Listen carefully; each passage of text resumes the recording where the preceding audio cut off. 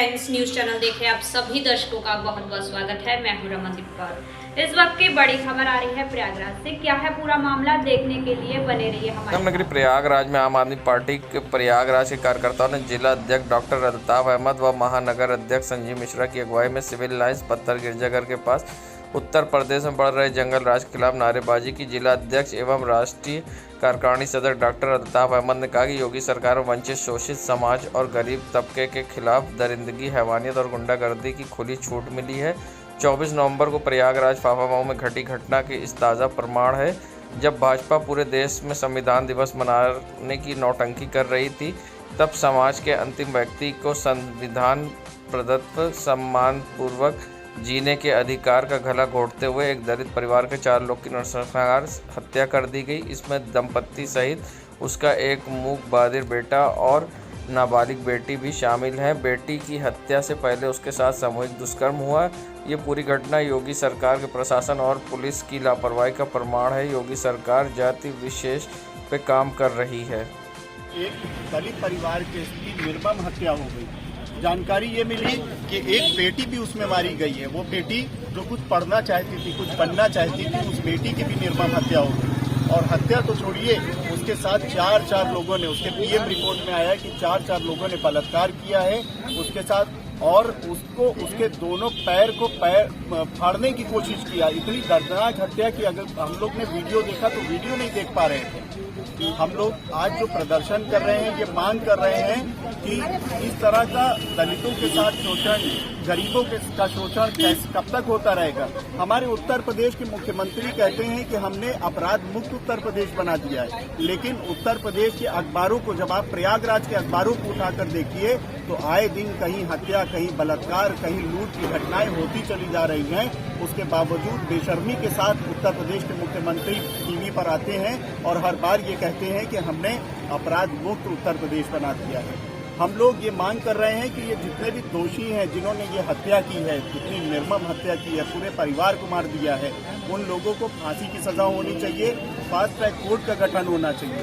उसके परिवार का एक सदस्य सेना में है जो कि देश की सेवा करता है, देश के लिए अपनी जान निछावर करने के लिए तैयार है। उस परिवार के लोगों की जब सुनवाई नहीं होगी तो फिर किसकी होगी, और किसकी जो है सुनवाई उत्तर प्रदेश में हो सकती है। यहाँ तक जानकारी मिली है कि मारने वाले लोग, जो हत्यारे लोग हैं, वो कहीं न कहीं बीजेपी से ताल्लुक रखते हैं, क्योंकि अपनी गाड़ियों में वो बीजेपी का झंडा लगाकर चलते हैं। तो इस तरह की घटना जो लगातार प्रयागराज में होती चली जा रही है, गरीबों का शोषण हो रहा है, वो नहीं होना चाहिए, ये बंद होना चाहिए। और उत्तर प्रदेश में इस तरह की गुंडागर्दी बंद होना चाहिए। और पुलिस कर्मियों को, जो कभी नहीं हुआ, सिर्फ सस्पेंड कर दिया जाता है।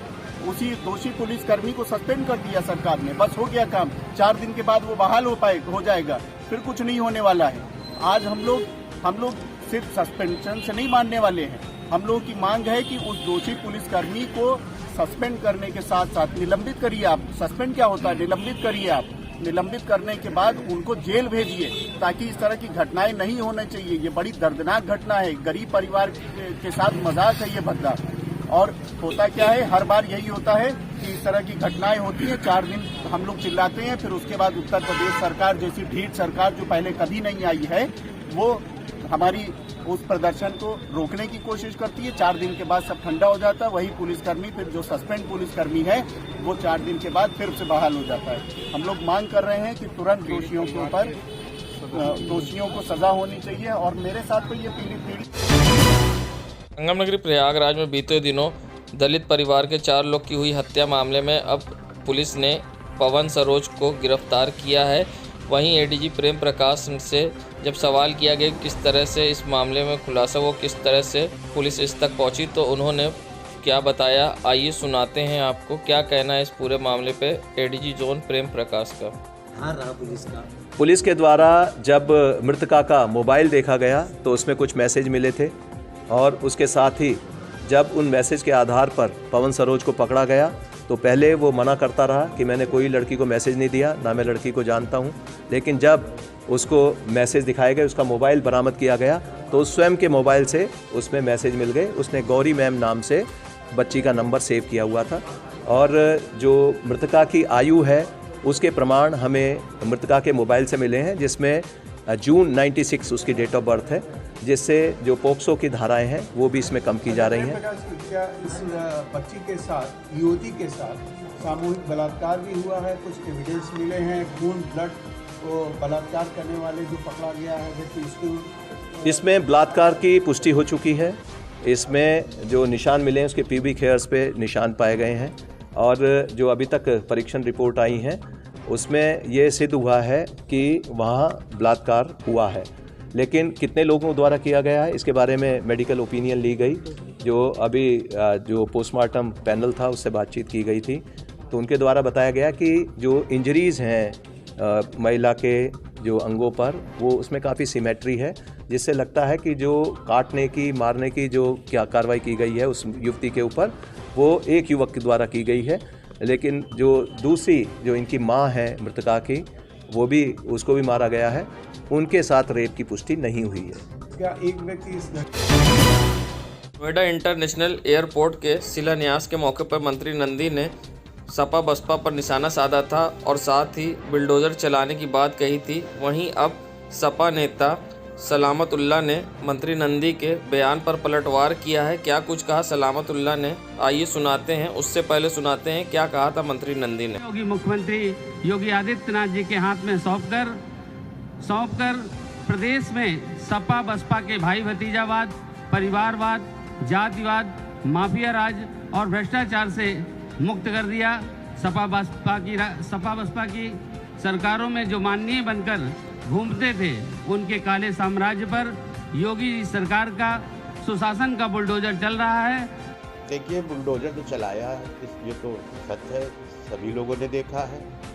और बुलडोजर कहाँ कहाँ चला है? बुलडोजर यादव के ऊपर चला है, दलित के ऊपर बुलडोजर चला है।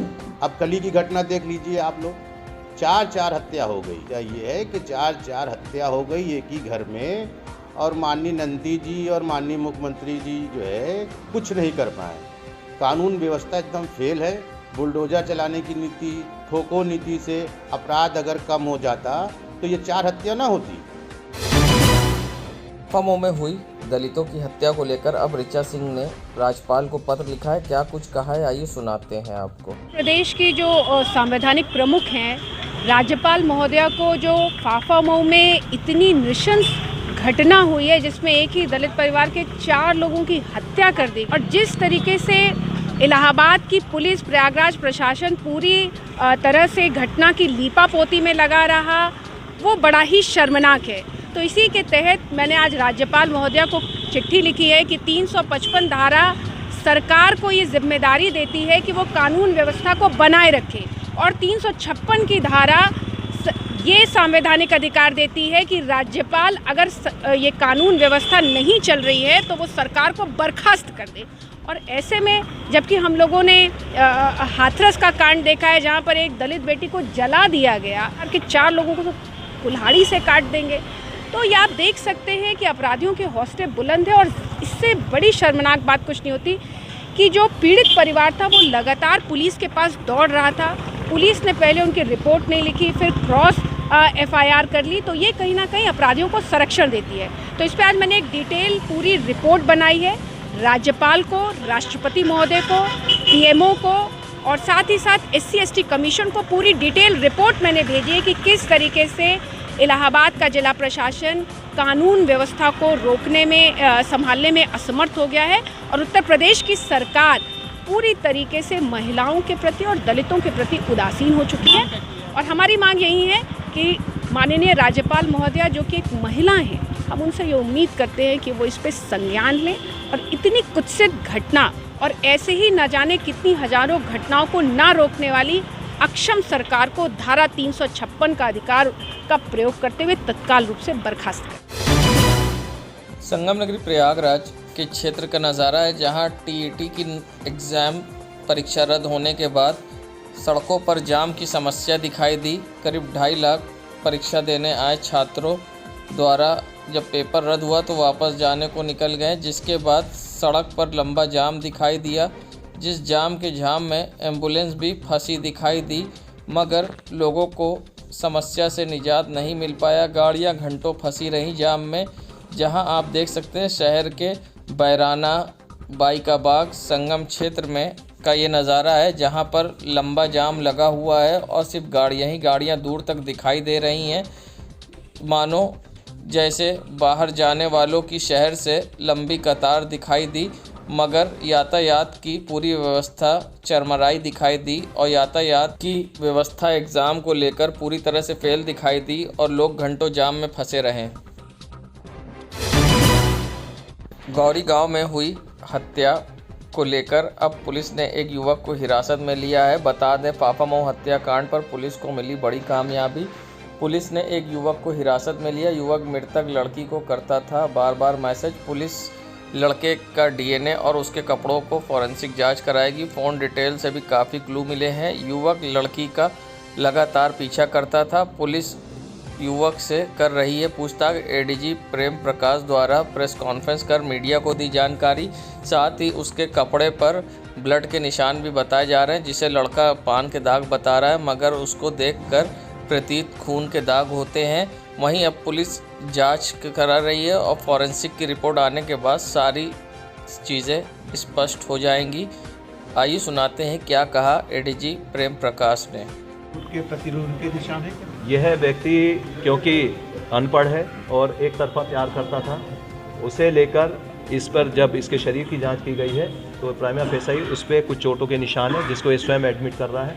कुछ इसकी शर्ट पर निशान मिले हैं, जिसको ये पान के निशान बता रहा है, लेकिन देखने में वो खून के निशान प्रतीत होते हैं।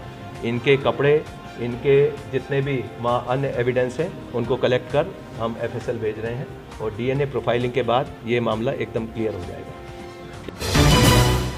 संगम नगरी प्रयागराज राज नारायण जन्मेश मिश्र, मोहन सिंह, बृजभूषण तिवारी जैसे खाटी समाजवादी नेताओं के साथ कार्य करने वाले प्रयागराज के नेताओं को समाजवादी पार्टी के राष्ट्रीय अध्यक्ष अखिलेश यादव के निर्देश पर प्रदेश अध्यक्ष नरेश उत्तम पटेल द्वारा प्रदेश कमेटी के संगठन में महत्वपूर्ण पद मिलने पर समाजवादी के ऐतिहासिक कार्यालय चौक महानगर अध्यक्ष इफ्तिकार हुसैन के नेतृत्व में कार्यकर्ताओं ने नवनियुक्त प्रदेश महासचिव श्यामलाल पाल, प्रदेश सचिव नरेंद्र सिंह मेजा व उत्तर प्रदेश कार्यकारिणी सदस्य मुश्ताक अहमद काजमी का फूल माला पहनाकर भव्य स्वागत किया गया। वहीं कार्यक्रम की अध्यक्षता महानगर अध्यक्ष सैयद इफ्तिकार हुसैन ने महानगर महासचिव रविंद्र यादव रवि के संचालन में किया। नरेंद्र सिंह व मुश्ताक काजमी ने कार्यकर्ताओं को 2022 का लक्ष्य हासिल करने और अखिलेश यादव की सरकार बनाने के लिए कड़ी मेहनत और सजग रहने के आह्वान किया।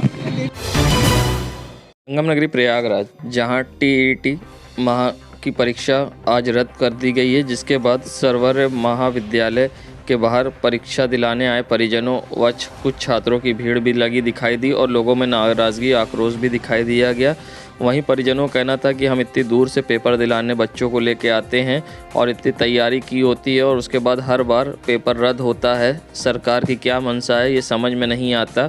वहीं छात्र एग्ज़ाम देने आए छात्र का कहना था कि हम हर बार यही रोना रोते हैं कि एग्ज़ाम्स रद्द हो जाते हैं, मगर सरकार क्या कर रही है, सरकार को इसका ध्यान देना चाहिए था। सरकार नौकरी वैकेंसी नहीं देना चाहती, इसलिए वो इस तरह से हर बार कराती है। अगर पेपर लीक कैसे हो रहा है ये सरकार की जिम्मेदारी है, इस पर सरकार को ध्यान देना चाहिए। आइए सुनाते हैं क्या कहना है परिजनों का और एग्ज़ाम देने आए छात्रों का। पेपर कैसे करवाते हैं जो बार बार रद्द होता है। इनकी साफ मंशा है कि वैकेंसी नहीं देना चाहते, पेपर कराना नहीं है, सिर्फ रद्द कराना है। काहे परेशान किए हैं हम लोगों को। कैसे हुआ लीक, ये सरकार की जिम्मेदारी है ना, पेपर करा रही है, काहे लीक हो जाता है। क्या नाम है? मेरा नाम हर्ष यादव। पेपर कैसे लीक हो जाता है और हम लोग इतनी दूर से चलकर आए हैं पेपर दिलाने के लिए और बार बार सरकार का यही सिस्टम होता है कि पेपर लीक हो गया और सारे बच्चे जो है निराश होते हैं और फिर वापस जो है घर चले जाते हैं। कहाँ से आए हैं आप? सर हम जौनपुर से आए हैं 200 किलोमीटर बाइक चला के एग्ज़ाम देने के लिए टेट का। क्या नाम है? देवव्रत यादव। संगम नगरी प्रयागराज में जहां फाफामऊ के गौरी गांव में 4 लोग की निर्मम हत्या होने के बाद राजनीति गर्मा गई है, वहीं अब सपा की नेता व पूर्व छात्र संघ अध्यक्ष ऋचा सिंह ने सरकार और कानून व्यवस्था पर निशाना साधा है। साथ ही उन्होंने कानून व्यवस्था पर खड़े करे सवाल है और क्या कुछ कहा है ऋचा सिंह ने, आइए सुनाते हैं आप। बचाने की कोशिश करी थी। हम प्रयागराज के जिला प्रशासन से पूछना चाहते हैं कि आपने आर्थिक मुआवजा दे दिया, आपने लाइसेंस भी दे दिया, अब उस आर्थिक मुआवजे और लाइसेंस का क्या होगा जब उस परिवार के चारों लोग मर चुके हैं, और उस लाइसेंस का उपयोग किस लिए होगा जबकि 4 लोगों की हत्या हो चुकी है। तो क्या इलाहाबाद का जिला प्रशासन इस बात के लिए इंतज़ार करता है कि हत्या हो जाए, घटना हो जाए और लोग मर जाएं, तो वो केवल अपनी जिम्मेदारी से पल्ला झाड़ने के लिए एक लोगों को लाइसेंस की कोई चीज़ पकड़ा देता है? सवाल इस बात का है कि पुलिस अपनी जिम्मेदारी करती है। संगम नगरी प्रयागराज में गौरी गांव में हुए दलित परिवार के 4 लोग की निर्मम हत्या के बाद प्रियंका गांधी पहुंची थी, जिसके बाद अब आम आदमी पार्टी के सांसद संजय सिंह पहुंचे और परिजनों से मिलकर ढाढ़स बंधाई और साथ ही योगी सरकार पर जमकर निशाना साधा और साथ ही कहा 2 साल पहले भी इनके साथ घटना हुई थी मगर पुलिस ने केस डायरी आज तक दाखिल नहीं करी, इससे कानून व्यवस्था पता चलती है। आइए सुनाते हैं क्या कहा संजय सिंह। बहुत ही दुखद घटना है और इसमें मैं एक बात ये बहुत साफ तौर पे कहना चाहता हूँ कि जो कुछ भी पता चला ये एक दिन का मामला नहीं है। 2019 में इस पूरे मामले में मारपीट की FIR दर्ज हुई है, उसी परिवार के साथ घटना हुई थी। 2020 में उसी तरह की मारपीट और लड़ाई झगड़े की घटना हुई। 2021 में सितंबर के महीने में मारपीट की घटना हुई, जिसमें 1 हफ्ते के बाद मीडिया के और स्थानीय लोगों के प्रयास के बाद मुकदमा दर्ज हुआ। और फिर ये घटना इतनी निर्मम घटना जिसको आप सुनेंगे तो आपकी रूह कांप जाएगी। एक दिव्यांग की हत्या हुई, माँ बाप की हत्या हुई और बेटी के साथ जो परिवार का कहना है कि गैंग रेप करके उसकी निर्मम हत्या की गई। ऐसी दरिंदगी, ऐसी वहसीपन की घटना हुई है जिसका कोई उदाहरण मिलना मुश्किल है। मैं एक ही बात कह सकता हूं कि आदित्यनाथ के राज में वंचित समाज के लोगों को रोज कुचला जा रहा है, मारा जा रहा है, वो चाहे हाथरस की घटना हो या प्रयागराज की हो या ऐसी तमाम घटनाएं। पुलिस कार्रवाई करती। 2019 के मामले में 2 साल हो गया, चार्जशीट दाखिल नहीं हुई, तो आप अंदाज़ा लगा लीजिए कि किस तरीके से इनके खिलाफ पूरा प्रशासन और वो तमाम अपराधी खड़े रहे जिसने इस घटना को अंजाम दिया है।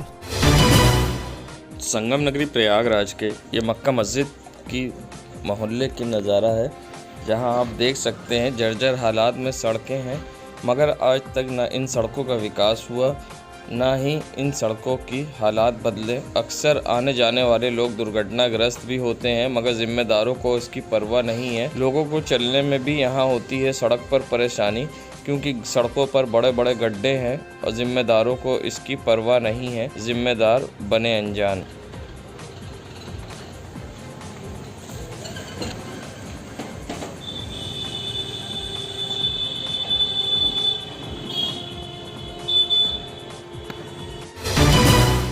संगम नगरी प्रयागराज ये नज़ारा है करैली की सड़कों का, जहां पर गौवंश सड़कों पर और कूड़ों के ढेर के पास अब नज़र आने लगे हैं।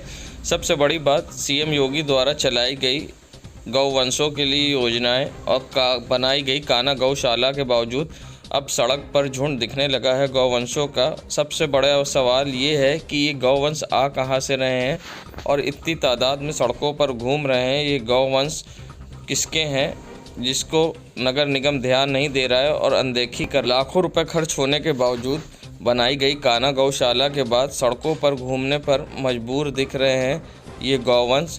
जिम्मेदारों को इसकी परवाह नहीं है। सीएम योगी के सपनों पर फिरता फानी, जहां गौवंश के लिए चलाई गई योजनाओं पर हो रही लीपापोती और खड़े अपने आप में बड़े सवाल। आप देख सकते हैं इस गौवंश के कान में टैग भी लगा हुआ है और ये गौवंश सड़क पर टहल रहे हैं।